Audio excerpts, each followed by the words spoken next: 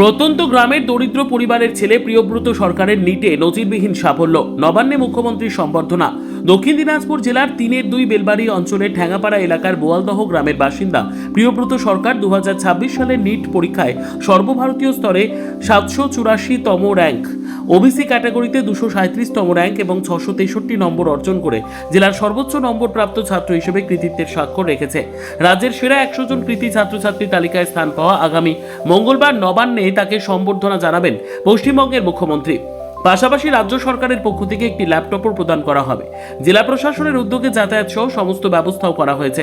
অত্যন্ত দরিদ্র পরিবারের সন্তান প্রিয়ব্রত তার বাবা একসময় নিজের তাঁতে কাপড় বুনতেন এবং সেই তাঁতের জন্য তানা তৈরির কাজ করতেন। করোনা মহামারীর সময় নিজের তাঁতের কাজ সম্পূর্ণ বন্ধ হয়ে যায়। বর্তমানে অন্যের তাঁতের তানা তৈরির কাজ পেলে সেই কাজ করেন, আর কাজ না থাকলে পরিবার চালানোই কঠিন হয়ে পড়ে।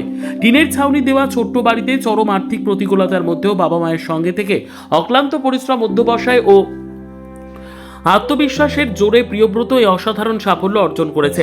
প্রিয়ব্রত মাধ্যমিক ও উচ্চ মাধ্যমিক উভয় পরীক্ষায় ঠ্যাঙাপাড়া উচ্চ বিদ্যালয় থেকে উত্তীর্ণ হয়েছে।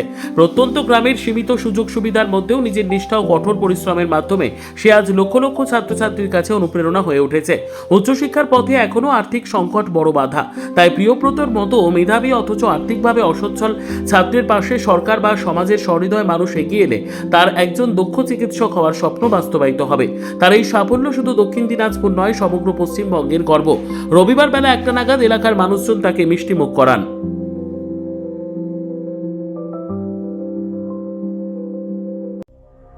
সংবাদটি নিবেদন করছেন স্বস্তিলোক উৎসব ভবন, গঙ্গারামপুর, দক্ষিণ দিনাজপুর। আমার র্যাঙ্ক হয়েছে, আমি নাম্বার পেয়েছি ৬৬৩ এবং সর্বভারতীয় স্তরে আমার র্যাঙ্ক হলো ৭৮৪। আমি যেদিন রেজাল্ট দেয় সেদিন রাত 11:30 কি 12টার সময় ফেলেছিলাম। তুমি কতটা খুশি এই রেজাল্ট? অবশ্যই আমি খুব খুশি। তোমাকে মুখ্যমন্ত্রী ডেকে পাঠিয়েছেন, ওখানে একটা তোমাকে সংবর্ধনা দেবেন, এই ব্যাপারে তুমি কি বলবে? হ্যাঁ, অবশ্যই আমি অত্যন্ত খুশি যে মানে মুখ্যমন্ত্রী অবশ্যই অনেক ব্যস্ত মানুষ এবং আমাদের জন্য যে সময় বের করেছিল এটা আমাদের জন্য তোমার মঙ্গলবারে। ঠিক আছে। সর্বোত্তম সুযোগ সুবিধে রয়েছে আতিথেয়তায়। সুপরিচিত স্বস্তিলোক উৎসব ভবন অতিথিদের যে কোনো অনুষ্ঠানের জন্য উপযুক্ত ওয়ান স্টপ ডেস্টিনেশন। আমরা আপনার বিশেষ অনুষ্ঠানটিকে অবিস্মরণীয় করে তুলি। স্বস্তিলোক উৎসব ভবন, শিববাড়ি রোড, গঙ্গারামপুর, দক্ষিণ দিনাজপুর।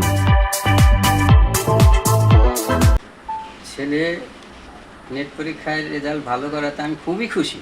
আমার পরিবার, আমার আত্মীয় স্বজন সবাই খুশি। হ্যাঁ, আপনি কি কাজ করে ছেলেকে এই পড়াশোনা করাতেন?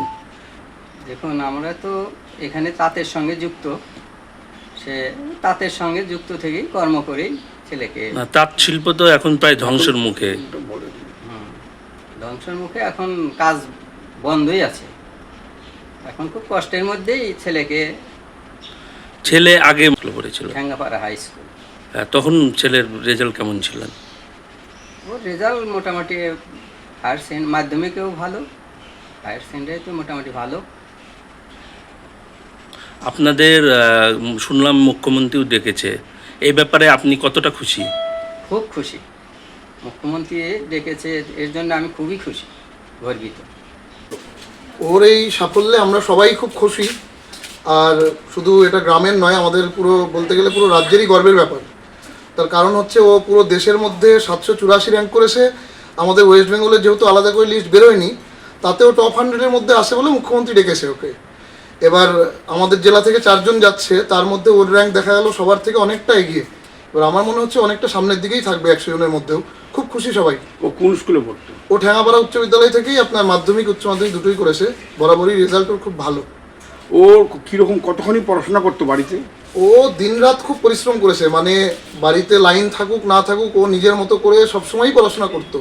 না আত্মীয় স্বজনের বাড়ি বা কোথাও ও যেত না। ওর হবি কী ছিল? হবি তো ক্রিকেট খেলাটাও খুব পছন্দ করতো, কিন্তু পড়াশোনাও ডাক্তার হওয়াটা প্রথম থেকেই হবি। এই জন্য খুব পরিশ্রম করেছে। আপনারা কতটা খুশি ওর জন্য? আমরা সবাই খুশি। আমরা নয় শুধু, আমাদের এলাকার আত্মীয় স্বজন সবাই খুব খুশি।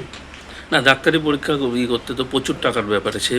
টাকা পয়সা এটা একটা চিন্তার ব্যাপার। তার কারণ হচ্ছে ওর বাবা মানে আমার দাদা, উনি তো ধরুন তাঁতের ব্যবসার উপরেই সমস্ত কিছু করেছেন এতদিন। এবার করোনার সময় থেকে তাঁতটাও বন্ধ, এখন টুকটাক যদি কারো তাদের কিছু কাজ টাজ থাকে সেগুলো উনি করেন, তাছাড়া তো সেরকম আগের মতো তো আর কাজ নেই, একটু অসুবিধার মধ্যেই চলছে। না এই ব্যাপারে যদি সরকার থেকে কিছু করে সরকার তাহলে থেকে ডেকেছেন, শুনছি যে ওখান থেকে কালকে ডিস্ট্রিক্ট ম্যাজিস্ট্রেট অফিস থেকে জানানো হলো যে ওকে একটা ল্যাপটপ দেওয়া হবে। তারপরেও যদি সরকারি কোনো সহযোগিতা পায় তাহলে ওর আগামী দিনে পড়াশোনা চালিয়ে যেতে খুবই সুবিধা হবে। ব্যুরো রিপোর্ট, উত্তর বাংলা সংবাদ।